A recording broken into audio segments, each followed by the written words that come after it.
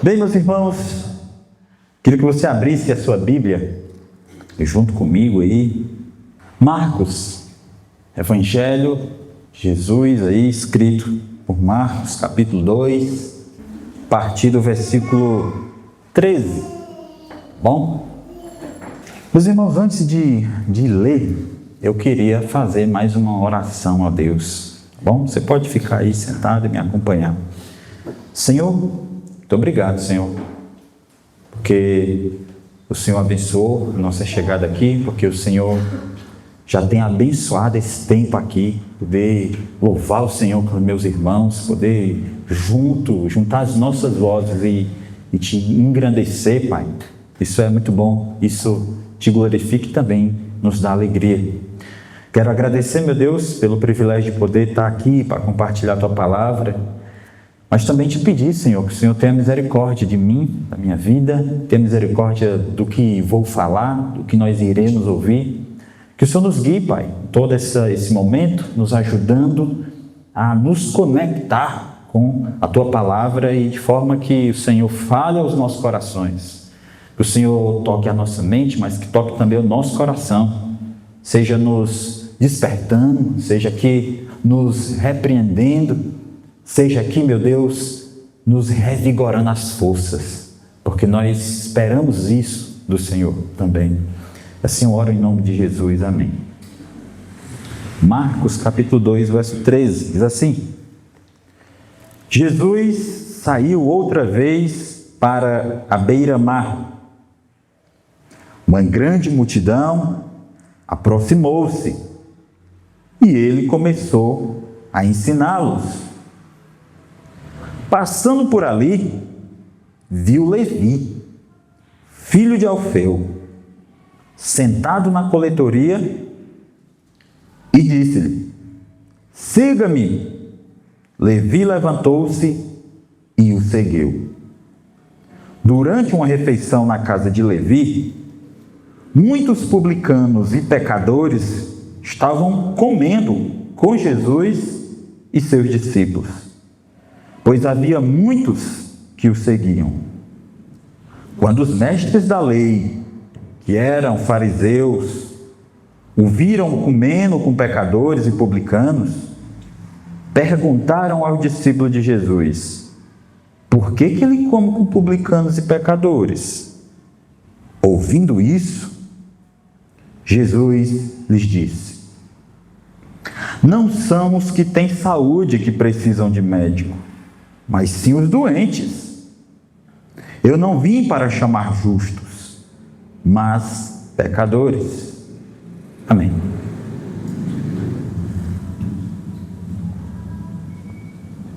Meus irmãos, nós estamos olhando para um recorte aqui do capítulo 2 de Marcos.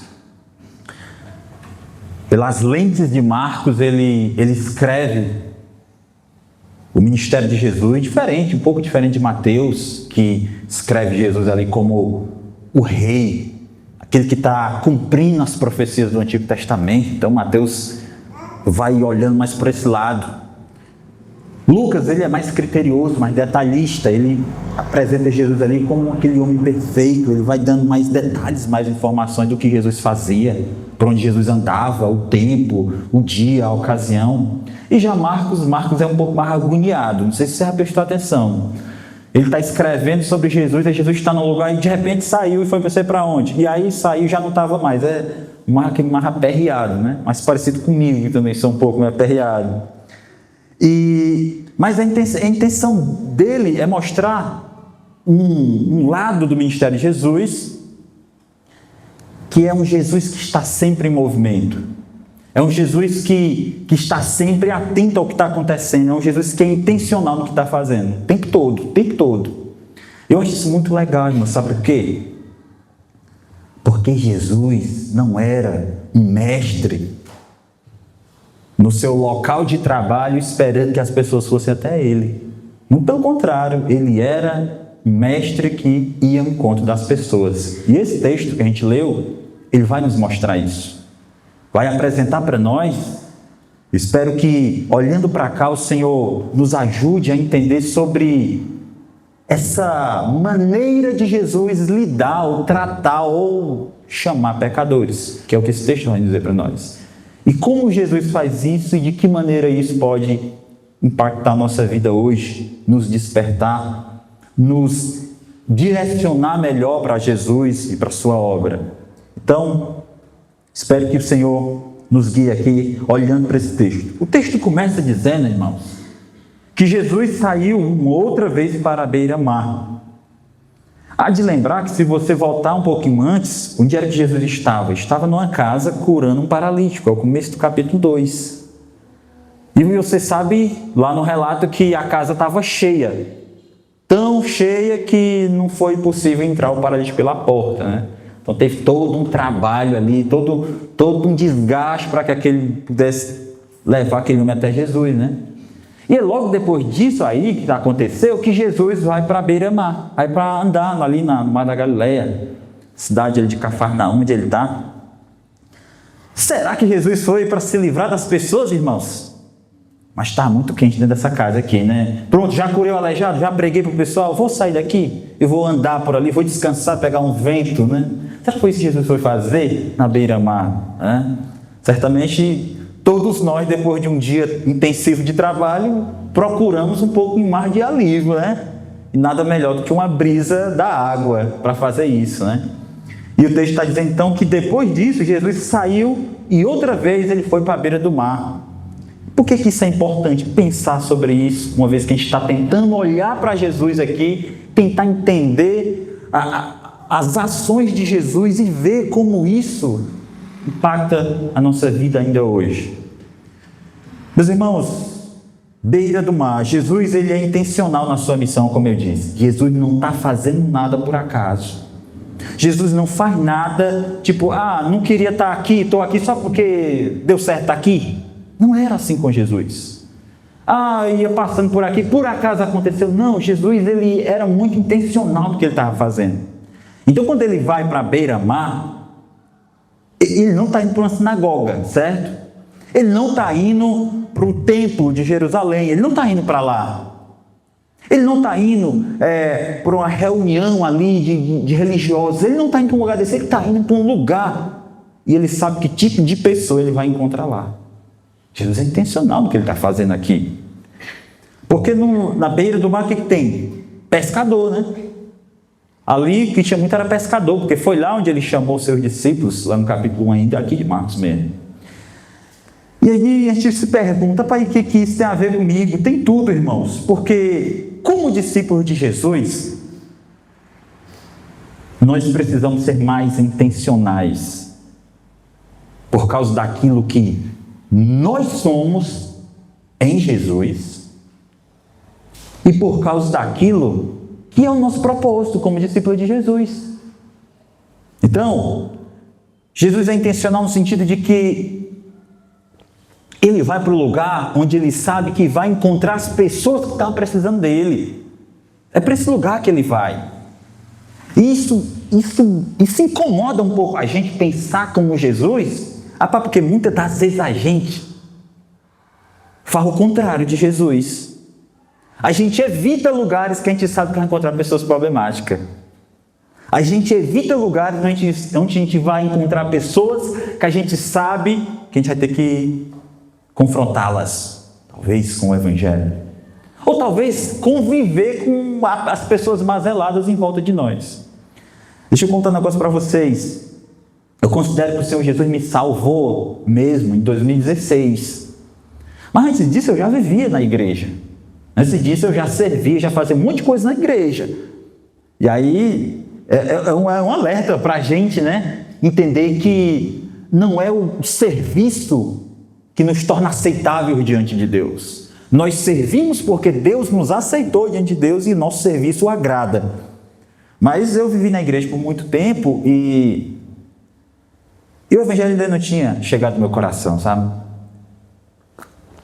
E antes de 2016, eu morava no Rio de Janeiro e a minha vida era trabalho e igreja o tempo todo, trabalho e igreja, aquele cara mesmo, que só não dormia na igreja, né? Até dormia, quando estava muito cansado, né? Mas eu era um cara tão presente nas reuniões, nos encontros, tudo eu estava lá. Ensaio eu estava, vigília eu estava, evangelismo eu estava, tudo eu estava. Morava no Rio de Janeiro, e a família do meu pai praticamente morava na época toda lá. E eles não eram cristãos. E aí quando eles faziam os aniversários, eles me chamavam. E a minha resposta era sempre não. Eu nunca ia. Entendeu? E naquele tempo, para mim, eu estava fazendo uma coisa grandiosa. Porque eu não quero estar perto de quem vai estar fazendo coisas que eu não faço. Não, eu não quero estar perto, não quero ter contato. Não é nem que eu ia fazer as mesmas coisas. Você está entendendo? Mas é porque a minha religiosidade falava mais alto. Então eu evitei por muito tempo. E depois eu fui entender, cara, e lá era o local de eu conversar com eles, de tentar saber como é que está a vida deles, de tentar perguntar a eles, o que eu posso orar por ti aí, mano?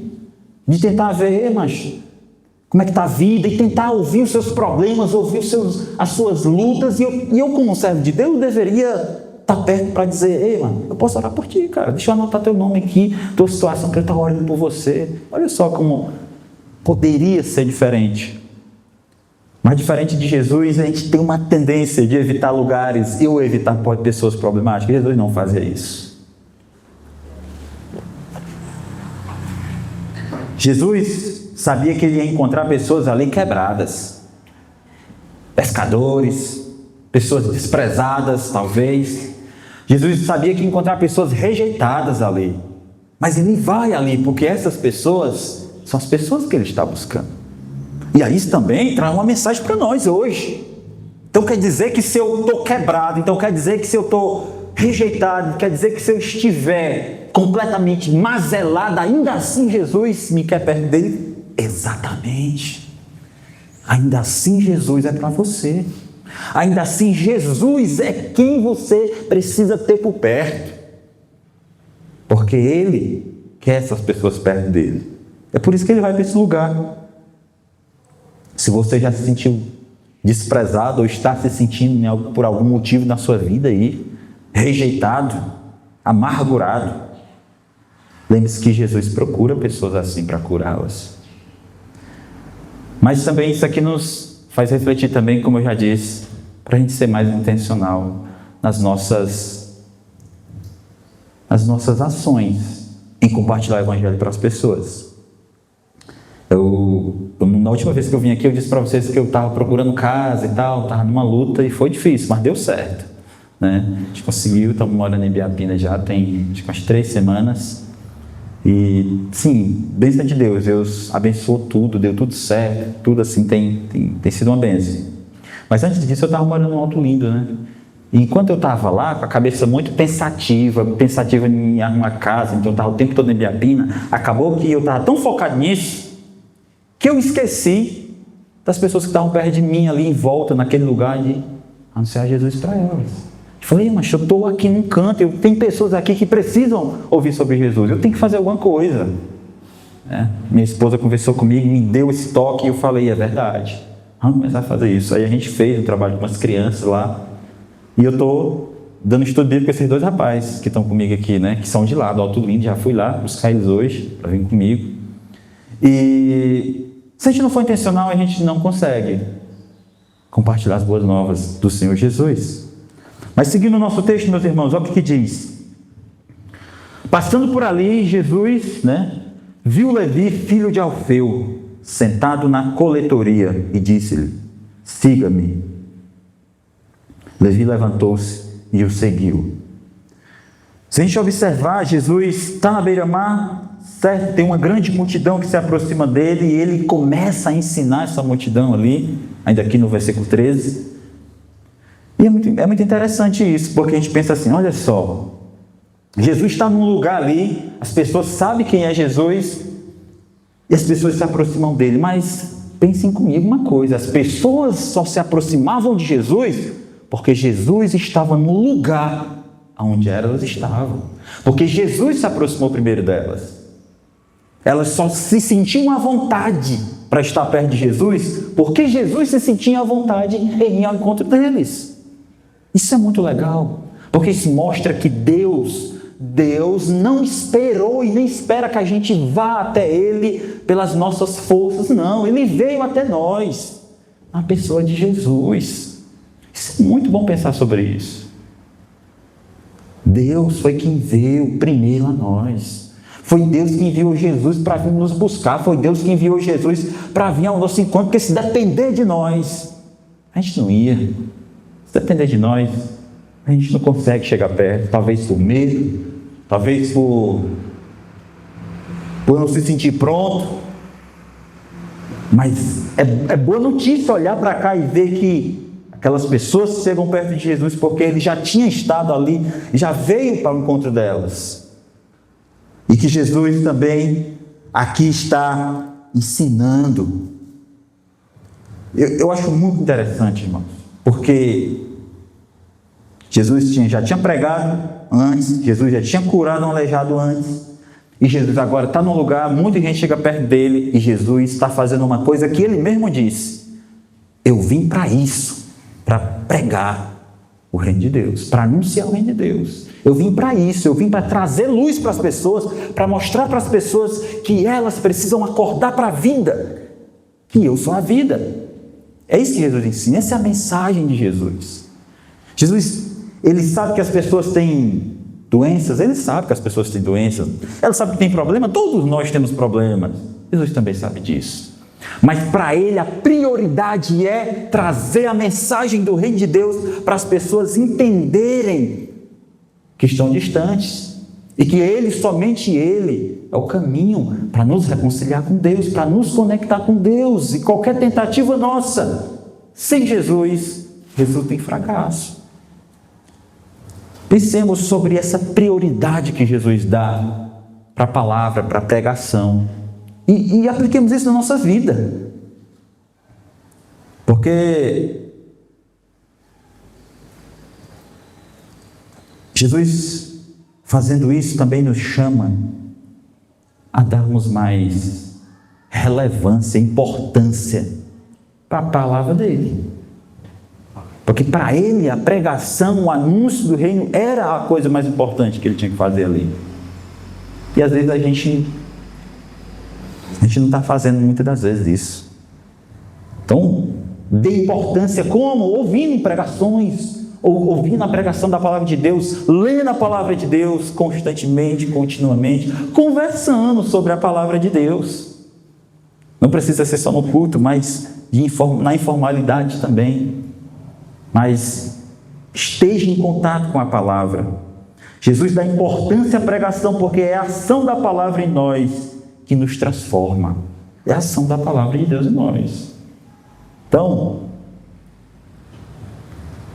quando a gente encontra, eu já andei em muitas igrejas por aí e tal, e geralmente quando a gente encontra assim, um crente de carreira, né? Crente de carreira, mas imaturo, pense, essa pessoa não tem uma constância de contato com a palavra de Deus, cara. Porque a palavra de Deus, ela endireita o nosso caminho. A palavra de Deus, ela endireita os nossos pensamentos, as nossas vontades, os nossos desejos. Quando a gente está em contato com a palavra do Senhor, ela nos transforma. E acredite, viu? Não é só quando você senta lá na sua mesa e abre seus dicionários e abre todos os seus léxicos para estudar. Não. Isso também, com certeza, vai te edificar muito, mas o contato com a palavra, acredite nisso, tem poder de transformar a sua vida. A cada dia, o contato com a palavra. Entendeu? Até porque nossos filhos, a gente tem que estar lendo a palavra para eles de pequeno, eles não entendem nada, entendeu? E talvez eles vão crescer e eles não vão lembrar, com certeza não vão lembrar de tudo que a gente falou para eles, mas a palavra está batendo no coração deles e a palavra vai trazendo transformação na vida e no caráter dos nossos filhos. Jesus fazia isso porque sua palavra tem poder. Então, meu irmão, sua vida transformada, amoldada à pessoa de Jesus, leia mais sua Bíblia. Dê mais, procure ler todo dia. Procure colocar isso como um hábito diário seu mesmo, né? Coloque ali, siga um plano de 6 meses, de 1 ano, não importa, mas esteja em contato com a palavra, porque acredite, ela tem um poder muito grande de transformar. É por isso que Jesus prega para as multidões. E em seguida Jesus encontra um cara chamado Levi, que foi o versículo que eu li, 14. Passando por ali, viu Levi, filho de Alfeu, sentado na coletoria e disse-lhe: siga-me. Levi levantou-se e o seguiu. Levi, ele é um cobrador de impostos. Coletoria é como se fosse um pedágio na beira do mar. Então ali o Império Romano não deixa escapar nada, nem os pescadores escapam. Então estão pescando e repagando, né? Provavelmente. E Levi então está lá, no dia normal de trabalho dele, fazendo o que ele sempre fez. Só que tem um problema. Esse homem, um Levi aqui, que é também chamado Mateus, né?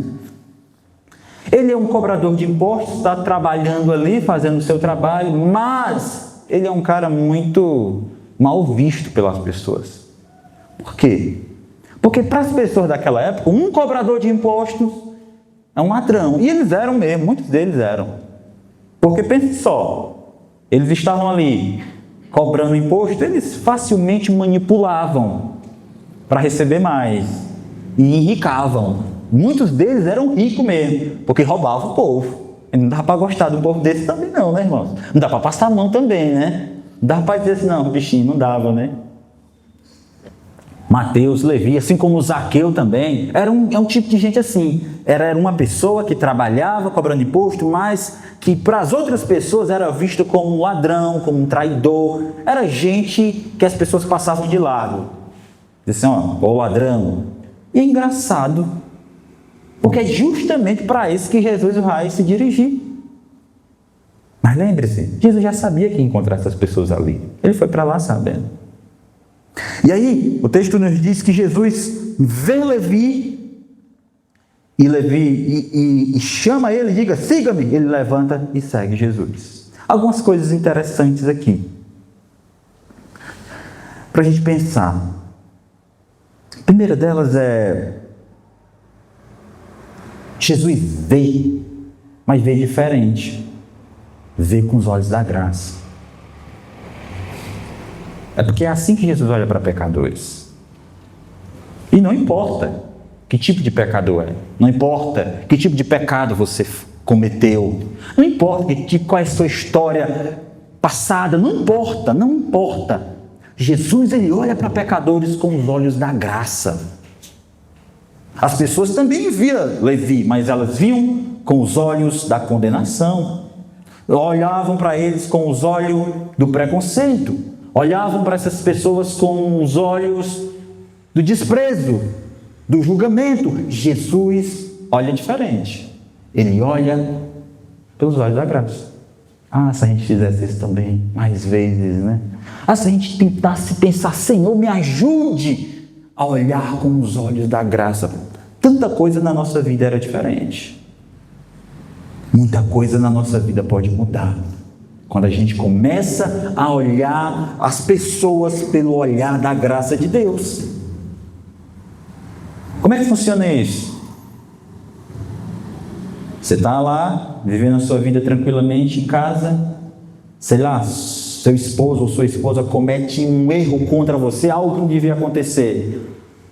A gente pode fazer duas coisas: passar na cara, tá vendo?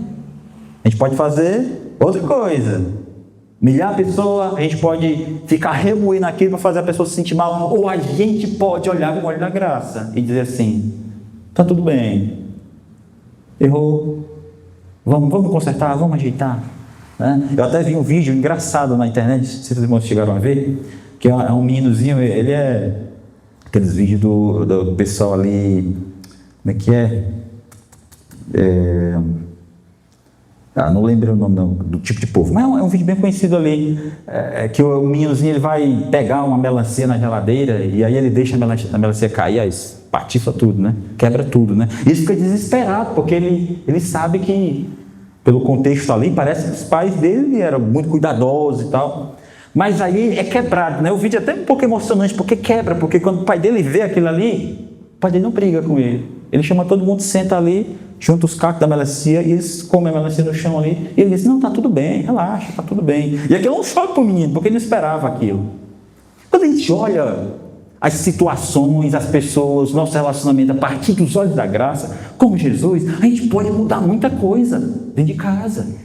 A gente pode mudar muita coisa no nosso trabalho. Entendeu? Ah, mas quando estão pegando meu pé injustamente, estão me perseguindo, mas tente olhar com os olhos da graça.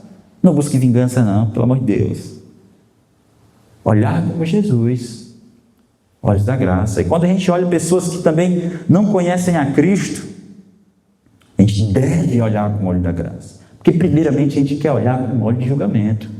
Mas Jesus está nos mostrando, nos ensinando, está aqui nos desafiando a fazer como ele, olhar com o olhar da graça, porque é isso que ele faz. É por causa disso que Mateus o segue, é por isso que Mateus o atende, é porque Jesus não passou e disse assim, ei pecador, e aí, quer mudar de vida não? Quer continuar aí, sendo humilhado, desprezado? Quer nada com a vida não? É assim? Irmãos, eu vou dizer um negócio para vocês, isso é sério, mas infelizmente isso às vezes acontece no nosso meio. Teve um tempo da minha vida que eu estava meio devagar, estava na igreja e tal, e eu não estava muito indo para os cultos, não estava desanimado. Aí um líder de jovem ia lá em casa, e toda vez que ele me via, às vezes eu estava tocando lá no quarto, ele escutava, aí sabe o que ele dizia? Olha só, ele dizia assim para mim, rapaz, tão talentoso, se fosse crente, tão talentoso, se saísse dessas vidas, irmãos, isso não me ajudava em nada, irmãos. Isso não me ajudava em nada. Eu disse assim, mancho, eu pensava só com ninguém, mancho, me ajuda, cara, né? Me ajuda, mas às vezes a gente faz isso.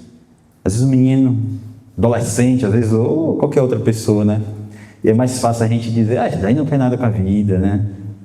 Mas se a gente olhar com o olhar da graça, como Jesus, a gente vai pensar diferente, a gente vai querer fazer algo, e essa pessoa vai querer estar perto de nós. Porque pense num negócio chato, a gente está perto de religioso. É muito chato.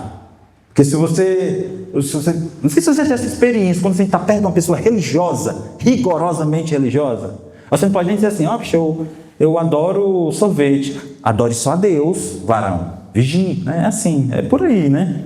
Adore só a Deus, né? Mas, não, irmãos, olhar pela graça de Deus, pelas lentes da graça, foi o que Jesus fez e foi o que tocou o coração daquele Levi, que ele certamente já tinha ouvido falar de Jesus, ele certamente já tinha ouvido a mensagem de Jesus, certamente ele já tinha ouvido, não sei se ali na beira do mar, quando Jesus ensinava, ou em outra ocasião, mas quando Jesus o chama, ele simplesmente vai. Porque quem está o chamando, ele já sabe que aquele que está chamando ele, o chama pela graça. Não chama pelo que ele é, mas chama porque Jesus é gracioso.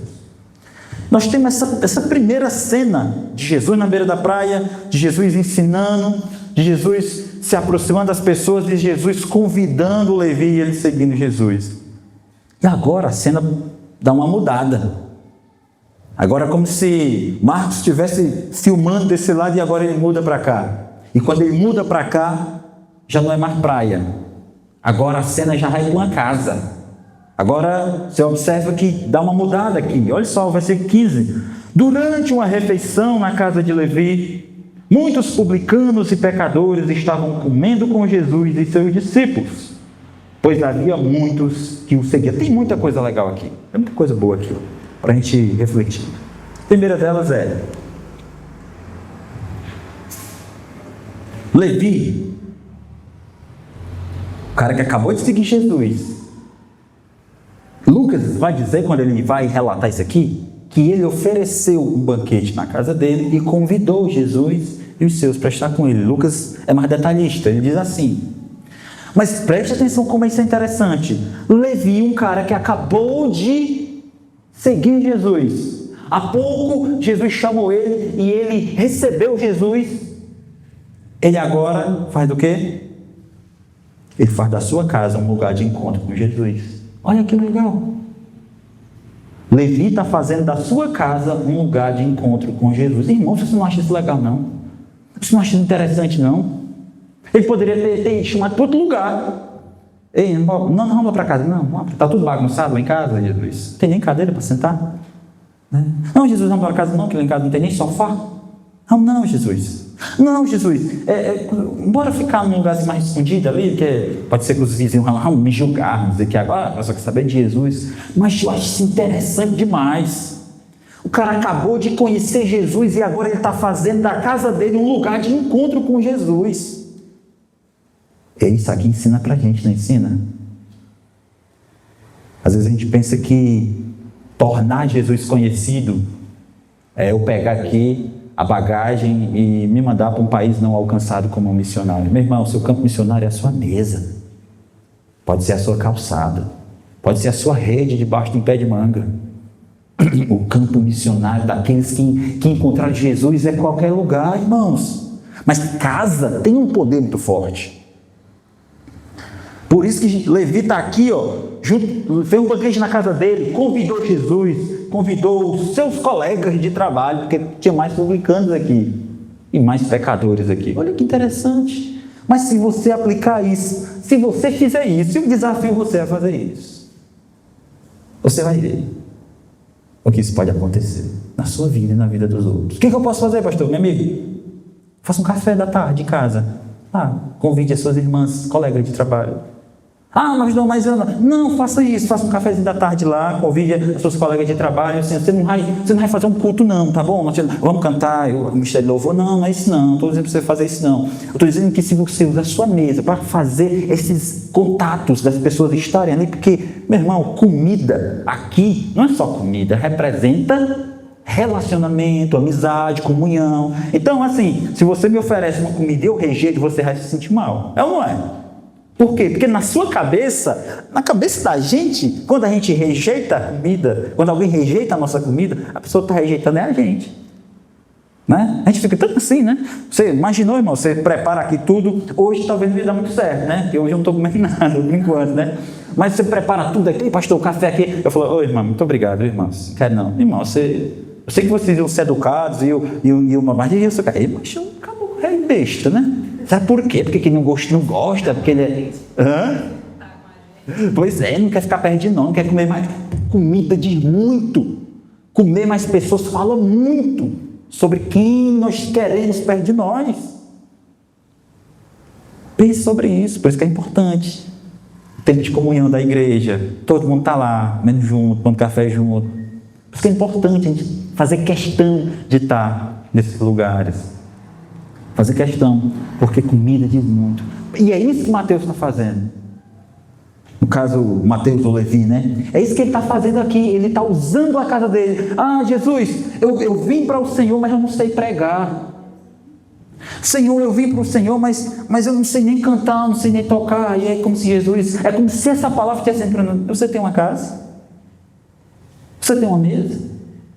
Não tenho, não. Eu tenho uma casa, mas não tenho a mesa. Dá certo, porque lá em Sobral, quando a gente morava lá, assim que eu e a Marussa nos casamos, aí o pastor Miguel disse assim, olha, os primeiros dias moram lá, a casa de vocês vai ser uma casa de bênção, viu? Pode crer nisso. Eu falei, macho, lá em casa, apartamento pequeno, mano. Tem nem mesa, mano. Né? Tem nem cadeira, tem um... Não, meu irmão, assim, pouco tempo. A gente fazia os pequenos grupos lá em casa, você estava todo mundo no chão mesmo. Era chão, porque não tinha mesa mesmo. Você estava todo mundo no chão. E de fato, a nossa casa é uma casa de bênção em Sobral. Tivemos assim, pequenos grupos, a gente teve que quebrar em 3, porque já tinha muita gente e não dava para ficar todo mundo junto, né? Então ainda hoje tem esses 3 pequenos grupos funcionando que saiu lá de casa, entendeu? Olha só, a gente não precisa de muito, a gente precisa estar disposto a querer abençoar as pessoas. Primeira coisa que eu acho massa aqui em Levi é, nessa primeira parte aqui do versículo 15, é que ele faz da sua casa um lugar de encontro com Jesus. Levi aceitou o chamado de Jesus. Outra coisa interessante. Levi aceitou o chamado de Jesus, entendendo que isso implica em conviver com o discípulo de Jesus. Por que isso é importante? Isso é importante porque muitas das vezes a gente quer Jesus, mas não quer a igreja. Não. Eu vou lá, escuto a pregação, mas não gosto de me envolver, não. Não gostar, não. Eu não vou muito com a cara. Mano, não existe isso, não, mano. Quando a gente vem para Jesus, e Levi entendeu isso, mano. Ele poderia ter dito: ei, Jesus, eu vou fazer um negócio lá em casa. Ei, mas não chama, não. Chama Pedro, não, porque ele é linguarudo, anda até armado, eu vim dizer. Levi, não. Jesus, eu queria fazer um negócio lá em casa, lá, um banquete, oferecer um banquete lá. Ei, mas não chama tal de Simão, não, que é um zelote, vim dizer que ele é revolucionário, andou arrumando uma briga. Levi, não quero briga com esse povo, não. Não, Jesus, só você. Se você for sozinho, eu aceito. Vim dizer, Jesus, que tem um que anda mais você aí que é o que anda com a bolsa, né? Não sei, Levi, não. Cara, ele entende que quem recebe Cristo recebe a igreja. Então não cai na ladainha não, tá? De gente que diz assim: não, a igreja sou eu, tá? Não cai nessa conversa não, tá bom? A igreja somos nós. A igreja é um povo. A igreja é um ajuntamento. É gente que se relaciona. É gente que está perto. E às vezes perto demais a gente se arranha, mas a gente se ajeita. Às vezes perto demais a gente fica meio incomodado nos relacionamentos, mas o Senhor nos ajeita porque a gente tem um propósito maior, além de nós. Nós temos Cristo como cabeça. Meus amados, como isso aqui nos ensina? Como isso aqui nos ensina? Jesus demonstra amizade, comunhão e aceitação ao sentar-se à mesa para comer junto daquelas pessoas mal vistas. Entendeu? Olha que interessante. Levi faz da casa dele aqui nesse versículo um lugar de encontro com Jesus. Levi aceita Cristo e aceita aqueles que também estão seguindo a Cristo. E Jesus se sente completamente à vontade no meio dessas pessoas. Olhando para isso aqui, irmãos, tem algumas coisas que eu queria que a gente aplicasse na nossa vida. Faça da sua casa, irmãos. Faça da sua casa um lugar onde as pessoas possam encontrar Jesus. Faça isso. Ah, pastor, como eu disse, eu tenho que fazer um culto, uma vigília. Não, calma. Que as pessoas possam encontrar Jesus nas nossas conversas. Que a gente não se encontre para falar: ei, mas quando for o jogo, simplesmente, né? A gente pode falar isso também, né? Quem gosta, né? Mas que a nossa mesa possa ser uma mesa onde as pessoas possam encontrar Jesus nas nossas conversas, normal. Que as pessoas possam encontrar Jesus nos conselhos que a gente dá. Que as pessoas possam encontrar Jesus nas repreensões, às vezes, que a gente dá nas pessoas, que a gente, dependendo da intimidade, da proximidade, quanto mais próximo a gente estiver, melhor é para a gente ajudar as pessoas a melhorarem. Vai ser um local para a nossa casa ser um lugar de encontrar Jesus. Nas celebrações, por que não? Eu vou fazer o aniversário da minha filha. E a minha preocupação sempre é: macho, quanto de descrente eu posso trazer para cá? Para eu pregar o evangelho e eles ouvirem. Eu não estou chamando isso para o culto, estou chamando isso para o aniversário, né? Nas celebrações. Mas se a gente colocar isso em prática, irmãos, você vai ver o quanto Deus vai fazer você uma bênção. Os que estão perto de você. Mas aqui também a gente aprende, irmãos, não despreze a vida da igreja não, a vida, a convivência de igreja não, despreze isso não, tá bom? Faça todo o esforço para estar junto, despreze isso não, porque Jesus é o cabeça de um corpo, certo? Jesus é o edifício, é o fundamento de um edifício. Jesus é uma árvore, é uma videira de muitos galhos. Então, pense sobre isso. Não despreze esse momento de igreja, que eu sei que vocês fazem, que eu vejo às vezes aí nos Instagram, né? Mas se esforce cada vez mais para viver isso. Tá junto. Porque quem recebe Jesus, recebe os que andam com Jesus. E ser alguém também que acolhe e se importa com pessoas. Outras pessoas mal vistas. E às vezes isso nos custa até críticas. Quer ver uma coisa? Em 2015... eu morava em Fortaleza, a gente saiu fazer um evangelismo 10 horas da noite. Quem conhece Fortaleza ali, era no Monte Castelo, não sei se vocês conhecem aqui. Conhece, né? Monte Castelo. Fomos fazer uma visita, fazendo evangelismo. Eu e mais dois jovens lá da igreja. Rapaz, fazendo esse evangelismo, fomos numa praça chamada Praça da Bala, né? Praça da Bala. Não precisa nem dizer, né? Por que era esse nome, né? A gente fazia os cultos lá às vezes, meu irmão, e em oração direto, né? Senhor, meu Deus, né? Mas estávamos ali. A gente foi fazer evangelismo uma vez, rapaz, e era já tarde da noite, umas 10, que era o horário que dava. Andamos lá nas praças de skate, conversando lá com os skatistas e tal. E a gente ia passando assim, cara. Tinha um travesti sentado num banco só. Aí aquele pensamento, passo de largo, vou até lá, o que Jesus faria? O que eu faço? Você tem poucos segundos para pensar esse monte de coisa e decidir o que você vai fazer, né? E os meninos, e aí, José, e aí? E eu falei, macho, vamos lá, cara. Nós temos que ir lá. Irmãos, foi uma experiência que eu nunca vou esquecer. Chegamos lá, sentamos, damos boa noite, perguntamos se a gente podia ficar ali. Pode sim. A gente pode conversar com você aqui um pouquinho sobre o Evangelho? Pode sim. E a gente conversou e a pessoa foi falando para a gente. E ela dizendo assim, eu achei muito diferente. Por que vocês passaram aqui? Porque eu moro do lado da igreja. E as pessoas nunca me entregaram nenhum folheto. Eita, irmão, essa ali doeu, ó, mano. Entendeu? Essa ali doeu. Porque eu fiquei pensando, vixe, mas eu também já devo ter feito muito isso. Entendeu? E a gente ficamos ali, ouviu o que a gente falou. Ele falou assim, podemos orar? Pode. Orou, recebeu orientação educadamente, perguntou algumas coisas da igreja, foi muito sincero, entendeu? E a gente pôde apresentar Jesus para aquela pessoa.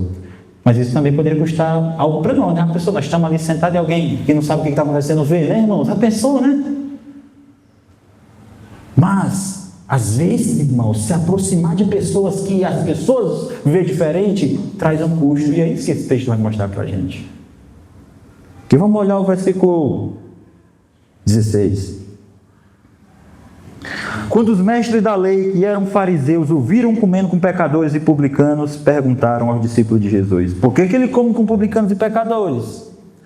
Tá tudo indo bem, irmãos, né? Aparecem uns cabras aqui para atrapalhar o negócio, se bem que ele não consegue atrapalhar, mas está indo tudo bem. Aí do nada, mestres da lei. Quem são esses mestres da lei? Irmãos, eram pessoas estudiosas da lei de Moisés, escritores, tradutores, julgadores da lei, pessoas muito entendidas, tá bom? E eles eram fariseus também, que fariseu era uma casta religiosa judaica muito rígida, mas muito rígida mesmo. Eles faziam questão de seguir todas as normas, todas as regras, muito rígido mesmo, assim, com a religião. Eles só não tinham Deus na vida deles, num relacionamento verdadeiro. Mas ele era muito rígido. E foi justamente essas pessoas que, quando eles viram Jesus, eles não entenderam. Ei, mas tem alguma coisa que não está batendo aqui. Peraí, deu uma bugada na cabeça deles. Peraí, tem alguma coisa que não está batendo. Jesus, que se diz o Filho de Deus, Jesus que se diz o Santo, Jesus que se diz o Filho de Davi, Jesus que se diz aí o Messias, Jesus que não tem pecado, ele está numa mesa comendo com um monte de pecador, é isso mesmo que eu estou vendo? E ele chama os discípulos, ei, o que é isso aí, mano? E isso tem uma reflexão muito interessante. Eu faço uma pergunta, irmãos, que tipo de pessoa questiona o que Jesus está fazendo? Pense aí. Que tipo de pessoa é capaz de questionar o que Jesus está fazendo? Que tipo de pessoa é?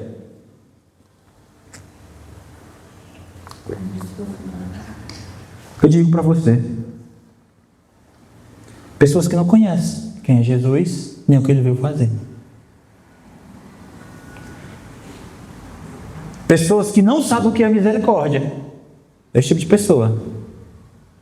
E pessoas que não conhecem a si mesmas.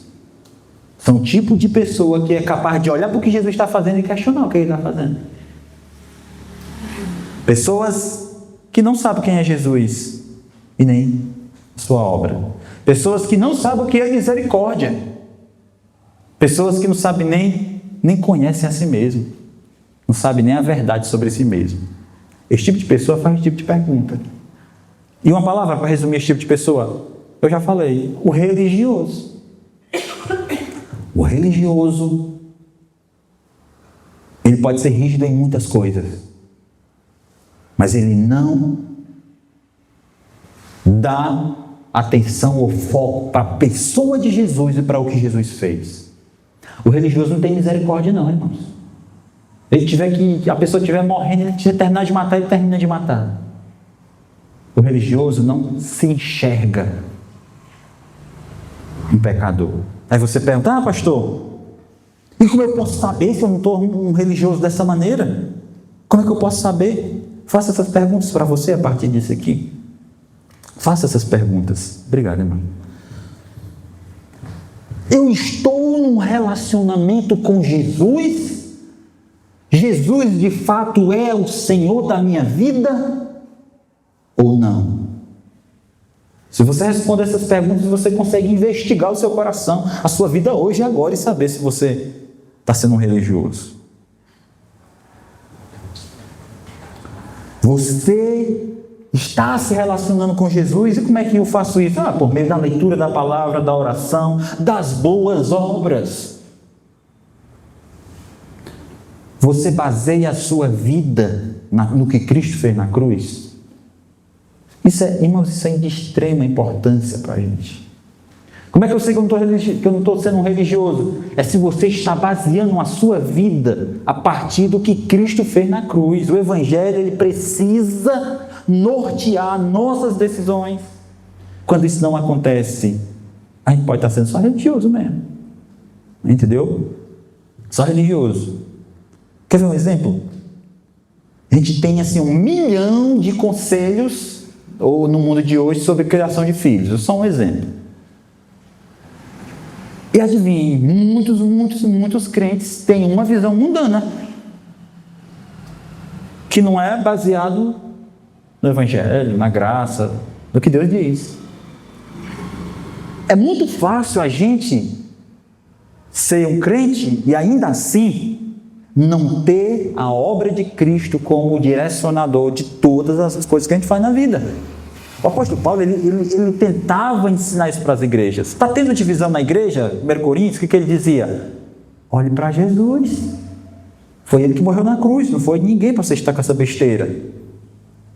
As pessoas estão pegando os seus corpos e usando de forma pecaminosa. Paulo diz assim, olhe para o Espírito Santo de Deus que foi dado a vocês por meio de Jesus. Vocês são o templo do Espírito, olhe para o que Deus fez. Tudo que Paulo ia falar era baseado, mas como é que ele consegue falar sobre casamento? Ele vai dizer, ame a esposa como Cristo amou a igreja. Ele tem o Evangelho no centro de tudo do que ele faz. As pessoas estão tendo problemas com as outras, ele fala desse jeito assim, olha, perdoem assim como Deus os perdoou em Cristo Jesus. O Evangelho está em tudo que direciona a vida do crente. As pessoas não estão conseguindo nem sabendo como lidar direito com a questão de doar, de ser generoso. Paulo vai dizer assim, olhe para Jesus que sendo rico, se fez pobre para que vocês fossem enriquecidos. Ele está o tempo todo trazendo para a obra da cruz. Se Jesus não está no centro da nossa vida, a gente pode estar sendo só religioso mesmo. Eu tenho sido uma pessoa misericordiosa. E são perguntas que quando a gente faz para a gente consegue ver, Senhor, não me deixe ser apenas um religioso, um rígido da liturgia, do estar presente, mas do não ser. Os fariseus eram isso. E por último, meus irmãos, olha só o que diz aqui, versículo 17, ou melhor. Ouvindo isso, Jesus lhes disse, não são os que têm saúde que precisam de médico, mas sim os doentes. Eu não vim para chamar justos, mas pecadores. Eu pergunto para você pode responder, por que Jesus não veio chamar justos? Que não tem nenhum sequer. Muito boa essa resposta. É isso mesmo, né? Não tem. É porque não tem mesmo. Por isso que Jesus não veio chamar justos. Ele veio chamar pecadores. Então, tudo isso que aconteceu de Jesus ir para um lugar onde só tem pessoas maltrapilhas, né? Jesus chegar naquele lugar, Jesus se aproximar de um publicano, Jesus chamar esse publicano, e esse publicano depois leva Jesus para sua casa, e tem mais publicanos e mais pecadores, e os religiosos veem aquilo ali e não entendem. A resposta de Jesus para todo esse enredo ele esclarece: entenda quem são as pessoas que eu vim alcançar. Ele responde por que ele se relaciona com pecadores, e ele se compara como médico, né? E aquelas pessoas como doentes, e em seguida ele declara quem é o alvo do seu chamado: os pecadores e não os justos. E o que essa declaração de Jesus pode impactar nossa vida hoje e agora, e de quem está perto de nós? Como? Eu acho que esse versículo aqui é um versículo que a gente devia imprimir ele assim, e colocar num lugar que a gente estivesse vendo o tempo todo essas palavras de Jesus. Eu acho que eu vou até fazer isso. Eu não vim chamar justos, mas pecadores. Eu disse: não, pastor, estou entendendo. Ei, irmão, mas tem dias que você esquece disso aqui, sabia? Tem dias que você está tão mal, vai ter dias que você vai estar tão mal, que você vai pensar totalmente contrário disso aqui. Você vai pensar assim: sou pecador demais. Tem dias que você vai pensar: não quero, estou cansado, tenho lutado contra pecados, eu tenho sido vencido nas lutas, eu acho que não é para mim não. Tem dias que a gente esquece isso aqui facilmente, mas Jesus só tem todo dizendo: eu vim foi para você, porque eu vim chamar pecadores e não justos. E aí Jesus, eu acho muito interessante Jesus colocar aqui o pecado como, fazer essa comparação do pecado como uma doença. O pecado é uma doença, e não é qualquer remédio, né, que vai nos curar desse mal. O pecado está como uma doença, ele está presente, meus irmãos, em tudo que a gente faz, na nossa mente, no nosso pensamento, no nosso coração, quanto às nossas motivações, quanto ao que nós desejamos, quanto ao que falamos, quanto ao que os nossos olhos veem, quanto àquilo que a gente pega. O pecado, ele, como uma doença, ele acabou com a gente. É por isso que a gente vive nesse mundo recaído, é por isso que a gente tem os conflitos que tem, é por isso que a gente tem as desavenças que tem, é por isso que a gente tem as coisas de ruim que tem, que a gente vive no mundo de hoje, por causa do pecado, essa doença. Mas a boa notícia, irmãos, a boa notícia é que Jesus veio para chamar pecadores. A boa notícia de tudo isso aqui, irmãos, a boa notícia de tudo que a gente viu aqui, não é que, nossa, olhando para esse texto, a pergunta que devemos fazer: o que eu aprendo de Jesus aqui? O que você aprende de Jesus? O que nós podemos aprender de Jesus nesse texto? Que Jesus é gracioso, que Jesus é misericordioso, meu irmão, e que não importa os nossos erros, os nossos pecados, que não importa o quanto a gente possa estar mazelado, Jesus ainda nos quer, Jesus ainda nos chama. Mas Ele não nos chama apenas para ouvir os ensinos dele e concordar, gostar, achar legal, não. Lembre-se, o mesmo Jesus que está ensinando para uma multidão é o mesmo Jesus que olha para uma pessoa e diz assim: me segue. Pense sobre isso. O que isso quer dizer? Ele não quer simplesmente que a gente ouça sobre Ele. Ele não quer simplesmente que a gente goste do que Ele ensina, goste do que Ele diz, goste da mensagem que Ele prega. Ele quer que a gente vá além disso, que a gente entregue a nossa vida por inteiro a Ele. Então, meu amigo, hoje o que nós mais temos são pessoas que gostam das palavras de Jesus. Hoje é o que mais tem. Jesus está muito popstar hoje. Jesus está muito hypado, né, como se diz, de pessoas compartilhando a mensagem de Jesus, porque as palavras de Jesus são palavras bonitas, mas isso não tem poder de transformação de vida. Transformação de vida, se as pessoas não entenderem que Jesus não simplesmente quer que você entenda, Ele quer que você se entregue. Ele não quer simplesmente que a gente venha simplesmente encher nossa cabeça de informações. Ele quer que o nosso coração se disponha a segui-lo.